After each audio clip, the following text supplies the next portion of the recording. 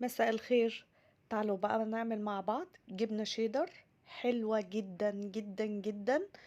فعلا هتتفاجئوا من النتيجة، هتعجبكم جدا، هتدمنوها. حاجة كده نظيفة محترمة قوي، جودة وطعم ونظافة وصحية. يعني حتى لو دكاترة الدايت بيمنعوكي انك تاكلي الجبنة الشيدر اللي في المحلات، لا دي هتاكليها. لان انتي هتبقي عارفة الدسم اللي فيها ايه، ما فيهاش زيت، ما فيهاش سوء تخزين زي اللي موجود في المحلات، ما فيهاش اي مشكلة. ولا غير كمان فرق السعر، يعني الشيدر المستورد سعره بقى معدي ال 400 جنيه الكيلو. لا دي انتي هتعمليها بتوفير كتير عنها، وفعلا هتعجبك جدا جودة وطعم. بوعدك لو جربتيها هتلاقي نفسك بتعمليها على طول. بس لو اول مرة تشوفيني، انا اسمي مادونا، ما تنسيش تشتركي في القناة ولايك وشير لو عجبك الفيديو على اليوتيوب، واعملي اعجاب ومتابعة على الفيسبوك. انا جبت كيلو لبن من اللبان، بس يكون لبن الدسم بتاعه كويس تمام. وفضيته في حلة زي ما انتوا شايفين، وشغلت عليه البوتاجاز، واول ما عمل قشرة كده، مش هنستنى لما يغلي، عمل قشرة، حطيت معلقة ونص عصير ليمون ومعلقة ونص خل. تمام.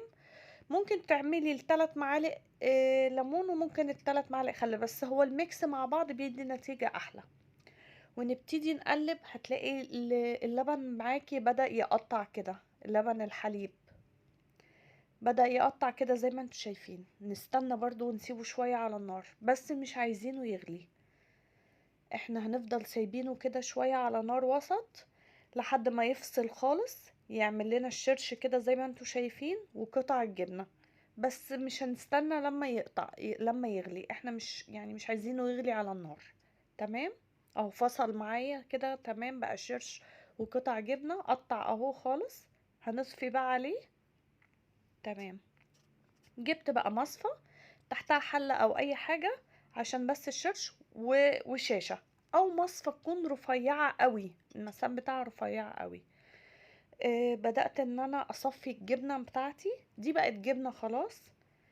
ببتدي اصفيها واحاول اعصرها على قد ما اقدر. طبعا هي سخنة جدا دلوقتي، يعني انا كنت بحاول اسند كده بالشاشة واعصر عشان هي سخنة قوي، بس انا عايزة اكمل باقي الخطوات وهي سخنة جدا.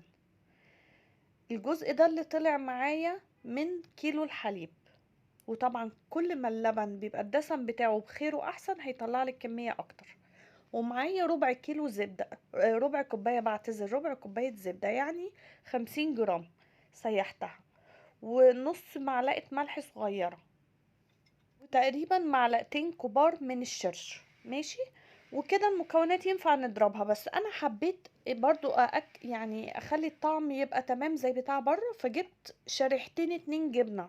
كان وزنهم تقريبا معايا 70 جرام، يعني شريحتين جبنة شيدر عشان يعلولي التست بتاع الطعم اكتر. وقطعتهم قطع صغيرة، الشريحتين دول انا وزنتهم لقيتهم 70 جرام. وبدأت ان انا اضرب سخنين، يعني انا محتاجة ان انا اضربهم في الكبة وهما سخنين، لان الضرب وهو سخن بيدي نعومة كده خالص. تمام. لحد ما نعموا خالص، جبت بقى معلقة مية، ونص معلقة ملح ليمون، نص معلقة صغيرة، ونص معلقة صغيرة بيكربونات. بس لازم ادوب ملح الليمون الاول في المية كويس لحد ما يختفي، وبعدين بزود عليه الكربوناتو. بس يفضل الكربوناتو اللي جاية من السوبر ماركت، مش من العطار السايبة. وبتلاقي حصل كده فوران. دول بقى المكونين دول بيبقوا مادة حافظة، وبيدوني الطعم الحلو بتاع الجبنة. ببتدي ازودهم واضرب تاني. تمام. زي ما انتوا شفتوا كده الشرش اللي انتوا شفتوه ده، انا بستخدمه بقى للمعجنات والحاجات دي كلها. جبت بقى خليط الجبنة معايا في طاسة على النار، وابتدي بقى اقلب فيه. الكربوناتو والملح الليمون هيخلوها كده تفك معايا، وتبتدي تتحول لطعم وقوام الجبنة بالظبط. انا حطيت الطاسة دي كده على العين الصغيرة، ومخليه النار وسط، وببتدي كده اقلب واحدة واحدة. بصوا الموضوع على البوتاجاز بالظبط ما اخدش غير 5 دقايق. زي ما انتوا شايفين، كأني بهرسها كده واقلب، اهرس واقلب. انا جايبه الخطوات يعني يعتبر مسرعه حاجه بسيطه. تمام. لو تلاحظوا شوية كده كل شوية القوام بيبتدي يعني تلم في بعضها كده وتمسك اكتر، ما تبقاش مفرولة وتبقى ماسكة في بعضها. برضو نفضل نقلب فيها، اهرسها كده والمها على بعض. ده بقى كده القوام بتاعها بقى كويس. شايفين قوامها عامل ازاي؟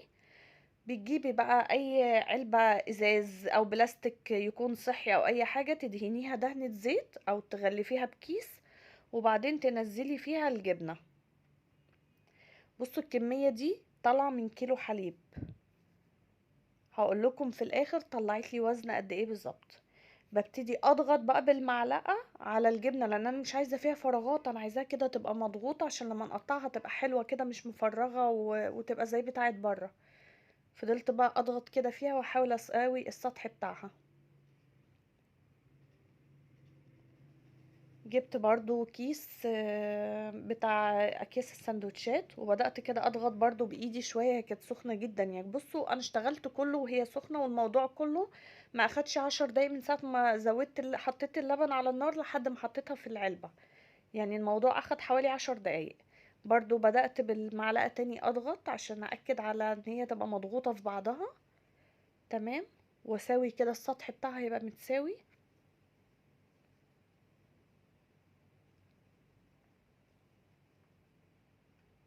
زي كده.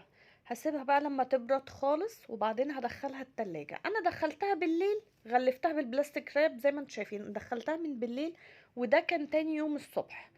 طلعتها بقى من العلبة. لو حسيتي انها مش بتطلع بالسباتيولا، مجرد ما هتدخلي السباتيولا هتطلع معاكي على طول. وتبتدي بقى تقطعي السمك اللي انت عايزاه. حقيقي هتتفاجئي من الطعم. طعم وقوام كأنك جايبة جبنة من احسن مكان واغلى نوع جبنة هتشتريه. طبعا هي سمكها رقيق شوية لان ده كيلو، كان محتاج علبة اصغر من كده. لكن مثلا لو عملتي 2 كيلو هتبقى قطعة عالية كده وكبيرة. وبتسيح بقى. هتشوفوا دلوقتي حطيتها في التوست ساحت معايا ازاي. يعني تنفع على صواني المكرونات، تنفع على اي حاجة. وغير طعمها يا جماعة، انتوا انا بجد في اليوم ده فضلت اكل منها كده، امسك القطعة وافضل اكلها كده حاف من غير اي حاجة خالص. كان طعمها رائع. وفرق بقى توفير الفلوس كتير جدا. يعني الوزن طلع معايا حوالي 270 جرام او 280 جرام.